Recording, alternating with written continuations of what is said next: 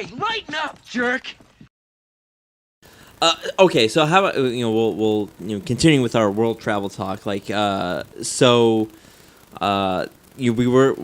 gonna ask you like, oh, what are your favorite travel experiences? But obviously, you have so many to choose from. I want to help narrow it down a little bit, like to help someone like Andy, James, or myself. As far as like if you could give us some advice as to like what we should look for, like if let's say what would be an experience like if I'm looking for like historical sites to look at, or James is more of kind of the social butterfly, like maybe he's just trying to meet new people, and Andy, I have no idea what the hell Andy does, so Yes, I'm a mystery. I go wherever. I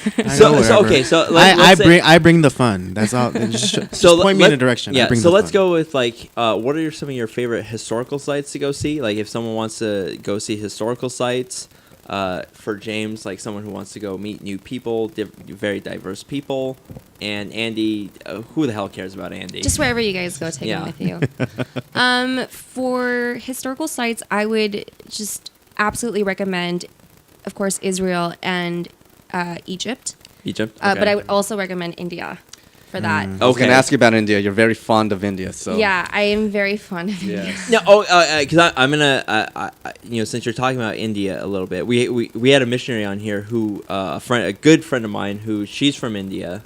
She's from and we learned a lot about India that day because it's a very diverse country. There's really so many is. different parts of India. Yeah. And it's not just the Apu India, like where it's they're all over the map. Yeah. India wise, where did you travel specifically in India? And how many times have you been in India?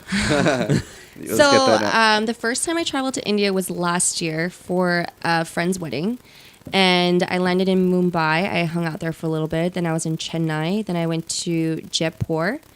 And then back to Mumbai. And then my second trip, I was in Mumbai, Goa. Those two are the only places. And then my third trip, I was in Mumbai and Pune. To kind of break it down, because obviously like there's all those cities, and I kind of know where they are, but like explain to the audience is what part of India that is. So Mumbai and Pune, I believe, are in like the central area. Okay. And then Jaipur, I believe, is in the northern part, and then Chennai is south. Okay. Yeah, that's more considered South India. Okay. Yeah, because my friend, she's from a place called the Nagaland. That's where she's from, which I think is more northern. The northern India. So it's kind of closer to like so like the Middle East. That portion of India, which is very different from like New Delhi or any place like that. Yeah, it's very different. I mean, my first experience of India was in South India in Chennai for my friend's wedding, and I fell in love with it. Right, because it was just such a culture shock, right? I was just, all of my senses, everything familiar was gone, right? I just everything, the sound, the visual, the crossing the street was a challenge, right? Right. This just like the traffic in general. But what I loved about India is just how big it is. It's so big. It's a huge country. It's a huge country, and it's a clusterfuck of so many beautiful and crazy things. Right. Right. And they're all existing in one country. And it's just seeing how people adjust to each other, how they're so separate from each other and so united with each other, and and with the Me Too movement, and how women are now speaking up and making changes. Like when I was in Mumbai, what I really appreciated were the commercials. They're very like female empowerment related.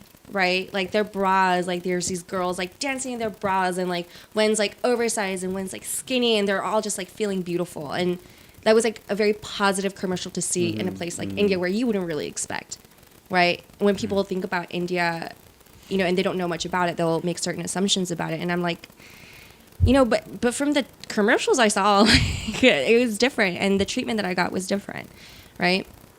I've met some incredible people. And one of my favorite things about Indians in general is their hospitality. Mm-hmm. Yeah. They're very kind people. They're very, very, very hospitable. And that is just, it's so much so that it made me uncomfortable, because Korean culture is not so hospitable in that way, right? Like, for example, if I go to India now, and if I don't stay at a friend's place, they would be offended, and that's happened. Yeah, they would be offended if I stay in a hotel, and not in their house. Right. Right? It's like they're like, you must stay with me, and it's so aggressively kind and loving and beautiful, you know, and it's a really cool city. So actually, for James, I would recommend you going to Mumbai if you want to party. They know how to party. Like bars and clubs and restaurants in Mumbai are actually really cool. Really, really cool. I was very impressed. I actually do want to go to India sometime because one of my coworkers, she loved it there. She lived there for several months studying abroad, and she would say, "Go to India." And I told her about you. So yeah, let me go with you sometime. I love it. I can't wait to go back. And then last year when I went 3 times, it was just. So you went 3 times last year. I went 3 times in 1 year. All right. Yeah, and I wouldn't have done it any other way.